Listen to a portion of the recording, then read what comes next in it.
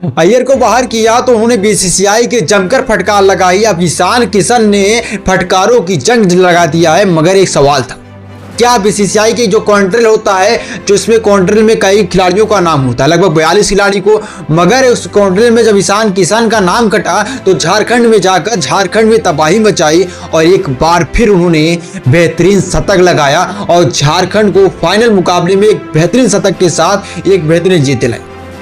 इस जीत के बाद झारखंड के ईशान किशन ने जमकर फटकार लगाई जो बीसीसीआई के कॉन्ट्रेल से बाहर कर दिया। अगली बार ईशान किशन को आपने 2024 के T20 के मुकाबले में आप देखा था, ओडीआई वर्ल्ड कप 2023 के हिस्सा थे।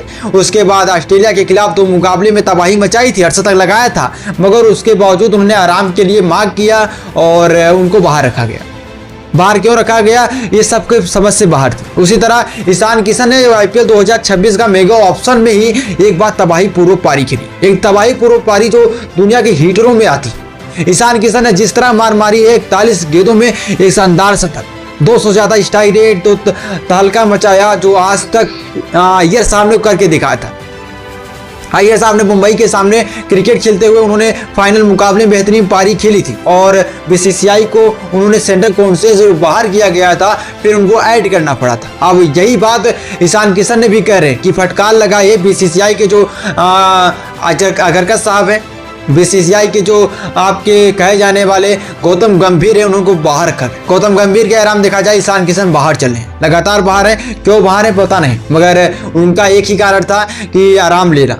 T20 मैच चला था ऑस्ट्रेलिया के खिलाफ, तीसरे T20 में के बाद उन्होंने आराम की मांग किया। उसके बाद जब से उन्होंने आराम की मांग किया है, अभी तक टीम में वापसी नहीं हुई।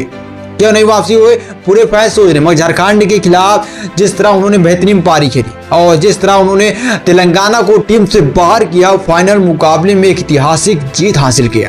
इस जीत के बाद लोगों के मन में सवाल उठने लगा, क्या ऐसे टैलेंटेड खिलाड़ी जो हमने ऋषभ पंत को खिला रहे हैं, क्या जितेश शर्मा, क्या आपके ध्रुव जुरेल जैसे खिलाड़ी ईशान किशन की बराबरी कर सकते हैं?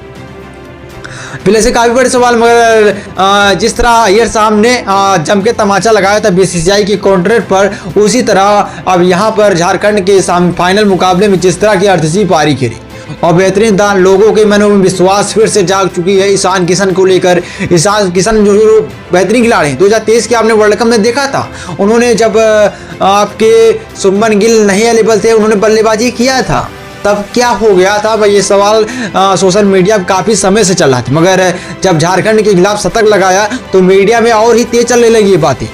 क्या आपने ईशान किशन को क्यों बाहर किया? 2026 के T20 वर्ल्ड कप आपके सिर पर है, तो आप इस टैलेंटेड को क्यों नहीं ले जाते?